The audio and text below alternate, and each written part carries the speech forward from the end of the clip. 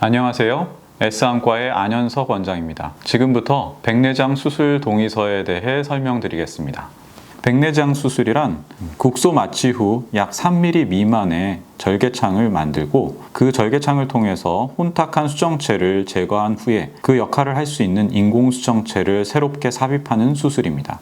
수술 후 나타날 수 있는 증상이나 합병증에 대해 설명드리겠습니다. 안내염이란 수술 후 절개창을 통해서 세균이나 곰팡이 등의 안 좋은 균들이 눈 안으로 침투하여 안내 조직을 파괴하는 질환입니다. 이러한 안내염은 수천 명 중 한 명꼴로 발생하는 매우 드문 질환이긴 하지만 만약에 발생했을 경우에는 심각한 결과를 초래할 수 있습니다. 그렇기 때문에 즉각적으로 항생제 치료를 시작하는 것이 필수적이며 이러한 치료 시기를 놓칠 경우에는 실명까지도 초래할 수 있습니다. 안내염의 초기 증상에는 충혈, 통증, 시력 저하 등이 있습니다. 따라서 이러한 증상을 느끼실 경우에는 즉시 병원에 내원하셔서 진료를 받으셔야 합니다. 만약 야간이나 주말 등 병원에 바로 내원하시기 어려운 상황이라면 알려드린 비상연락번호로 전화를 주시면 됩니다. 수술 후 회복 기간인 1개월에서 2개월 동안에는 이물감이나 여러 가지 불편한 증상이 느껴지실 수 있습니다. 이러한 증상을 완화하기 위해서 인공누액이나 여러 가지 안약을 사용할 수 있습니다. 비문증 또는 날파리증이라는 증상은 주로는 노화로 인한 증상입니다. 비문증 또는 날파리증이란 증상은 눈 안에 유리체가 액화되면서 발생하는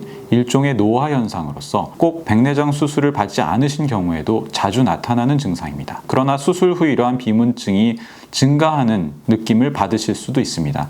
특히 망막이 약하신 분들에게는 이러한 현상이 더 심하게 느껴질 수 있으나 대부분 수술 후 시간이 지나면서 개선됩니다. 그 외에 망막박리, 안압상승 또는 하강, 낭포 황반부종, 안구건조증, 후낭파열, 모양체 소대 약화, 유리체 탈출 등의 합병증이 있을 수 있습니다만 이러한 합병증들은 매우 드물게 일어나는 합병증입니다. 다만 망막박리의 경우 고도근시인 분이거나 아토피를 오래 앓으신 분들의 경우 발생 비율이 높으며 이러한 경우에는 수술 후에도 정기적인 경과 관찰이 필요합니다.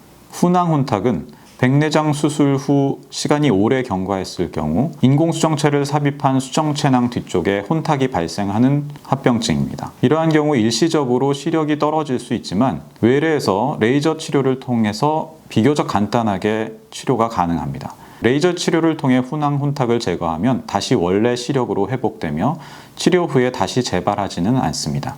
수술 후 시력을 완벽하게 미리 예측하는 것은 불가능하지만 수술 전 다른 안과적인 이상 없이 백내장만 있는 경우에는 완전한 시력 회복이 가능합니다. 그러나 시력을 감소시킬 수 있는 다른 안과적 질환을 가지고 계시다면 수술 후에 시력 호전이 크지 않을 수 있습니다. 백내장 수술 전 가지고 있던 기저질환, 특히 건조증, 눈꺼풀염, 그리고 백내장 이외의 안질환은 백내장 수술을 통해서 치료되지 않으므로 수술 후에도 꾸준한 치료가 필요합니다. 특히 당뇨망막병증, 포도막염, 각막 이상, 녹내장, 황반병증 등의 안과 질환을 가지고 계신 경우에는 수술 후에도 지속적인 경과 관찰 및 치료가 필요합니다. 수술 후에는 근거리용 돋보기 또는 원거리를 보조해주기 위한 안경이 필요할 수 있습니다. 백내장 수술 후의 관리 및 주의사항에 대해서 다시 한번 설명드리겠습니다. 안내염을 예방하기 위해서 항생제 안약을 점안하셔야 합니다. 수술 후 2주 정도는 눈을 보호하기 위해 밤에 주무실 때 플라스틱으로 된 보호대를 착용하고 주무셔야 합니다. 수술 후 일주일은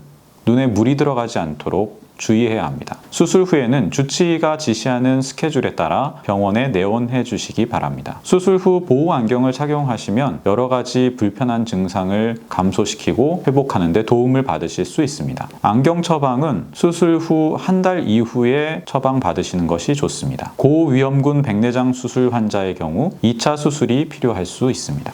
감사합니다.